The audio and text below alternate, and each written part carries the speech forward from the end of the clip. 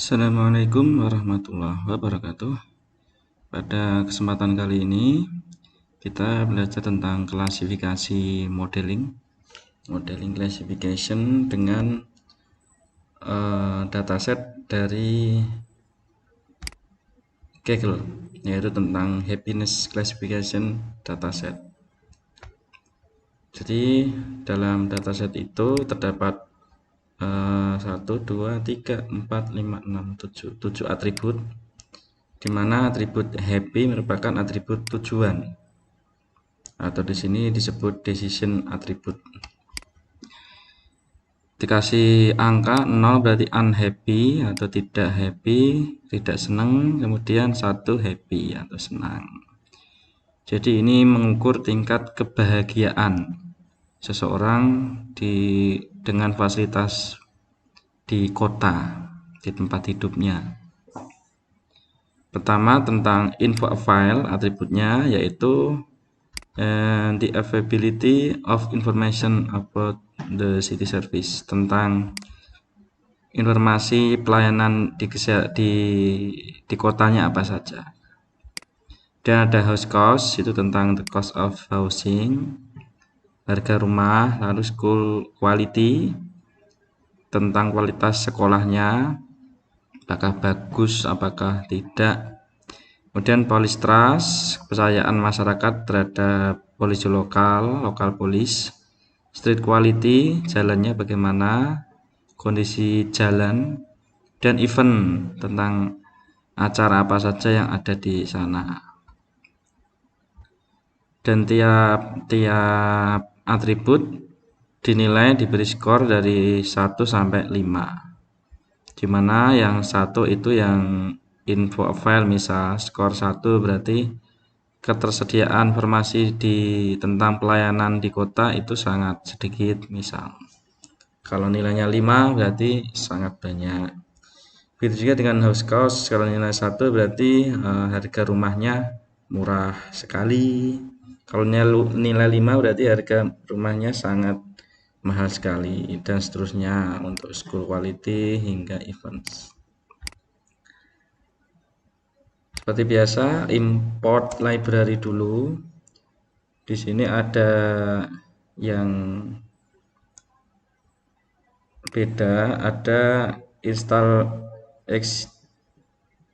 XGBoost dan CatBoost. Itu algoritma klasifikasi juga, tapi lebih bisa untuk mengolah data yang besar. Nanti kita lihat. Jadi selain ada SVC, naive Bayes, lalu random forest, decision tree, KNN, lalu juga XGB, XGBoost, dan CatBoost. Makanya perlu install XGBoost, CatBoost. Kalau yang ini sudah ada bawaan dari Google Colab, jadi tidak perlu diinstal, tinggal import. Setelah itu data collecting, ini collect datanya pakai dataset yang disimpan di Google Drive. Kalau kemarin pakai data dari sini, files, itu kalau pindah PC kan jadi nggak ke bawah datasetnya ya, makanya sekarang pakai yang dari Google Drive. Ini file ID Google Drive, kemudian ini download URL-nya. Yang perlu diperhatikan yang ini. Jadi ketika upload file di Google Drive, lalu dibagikan, kemudian pastikan di ini siapa saja memiliki, klik yang siapa saja memiliki, lalu di bagian sini editor, kemudian salin link. Lalu hasil salinnya akan ada di sini, di bagian setelah garis miring sampai garis miring itu merupakan file ID, di kopas di sini. Begitu caranya. Jika sudah disimpan di Google Drive, pindah-pindah PC, laptop akan bisa tetap mengakses datasetnya. Kemudian tahap kedua ada exploratory data analysis. Kita cek dulu ada berapa data.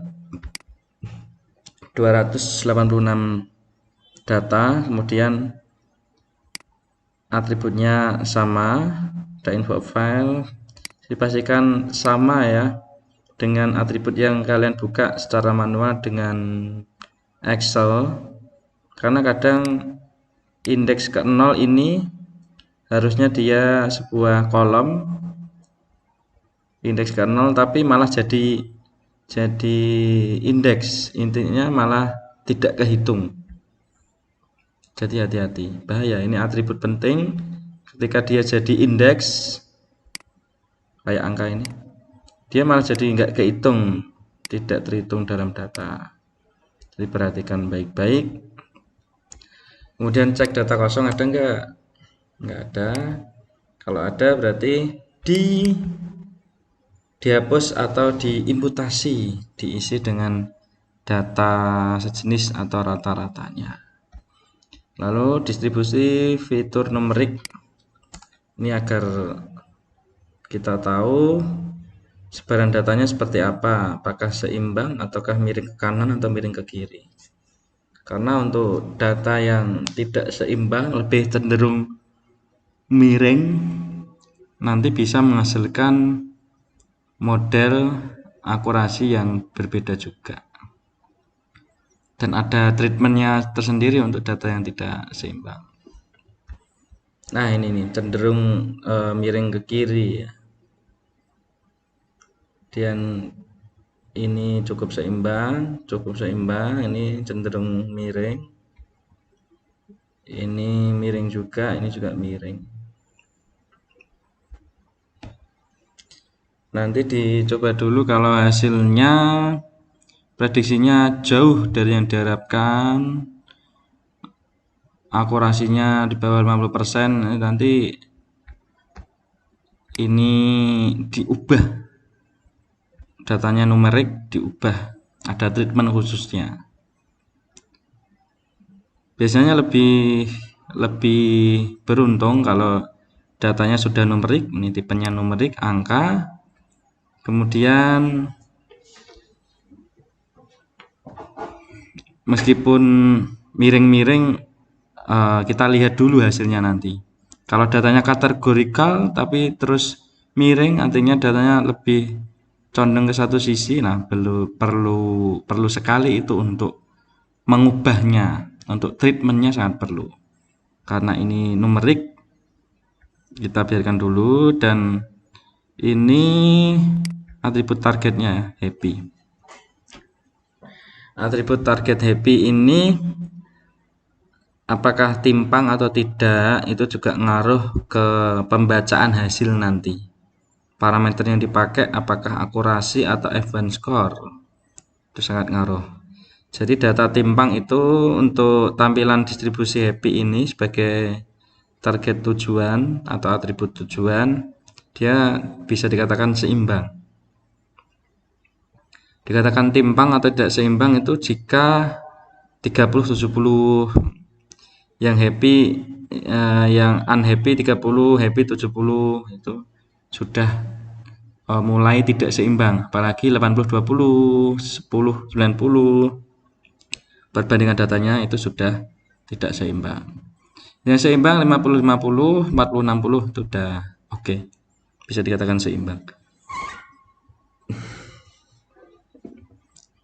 Kemudian heat map korelasi, ini untuk mencari tahu hubungan antar atribut dengan atribut tujuan. Jadi membacanya di sini happy karena atribut tujuan, kolomnya sini berarti. Kemudian info file, barisnya sini ketemu happy di sini. Berarti nilainya 0,31. Itu hubungan antara info file dengan happy. Kemudian house cost 0,02 dengan happy. Lalu school quality 0,16 dan seterusnya. Dilihat kalau datanya semakin jauh dari bilangan bulat mendekati min, itu semakin tidak ada hubungannya, itu maksudnya. Kalau nggak ada hubungannya ya nggak perlu digunakan dalam perhitungan model, dibuang saja. Seperti house cost ini, hubungan harga rumah dengan tingkat kebahagiaan, nilainya 0,2, sangat kecil, hampir-hampir min, tapi nggak apa-apa, dipakai saja untuk perhitungan. Kemudian variabel target, ini untuk nyari tahu tadi datanya timpang atau tidak. Ini datanya masih tergolong seimbang, tidak timpang. Dan preprocessing, di sini ada tahap scalar, yaitu untuk skala, membuat skala. Dia normalisasi kelompok, perhitungan untuk merubah angka di sebaran data biar normal, biar hitungannya enggak ada ketimpangan juga, perlu dibuat skala dan normalisasi. Kemudian yang ini untuk memisahkan fitur X dan Y. X itu fitur-fiturnya, lalu Y itu atribut target. Tinggal tulis saja yang jadi target di sini dan di sini. Kemudian di split data, di sini ada test size 0,2, berarti atribut untuk tes 20%, testingnya. Yang 80% berarti untuk pelatihan, data latih. Kemudian itu untuk menampilkan yang diuji berapa, yang dilatih berapa. Sudah ke tahap model selection. Di sini kita definisikan dulu klasifikasi. KNN itu apa isinya, X dan Y-nya seperti apa, diklasifikasikan.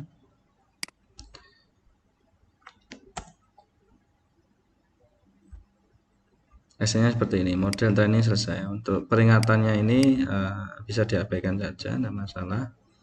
Kemudian ini fungsi evaluasi, di sini masuk penilaian hingga evaluasinya. Nah, nih.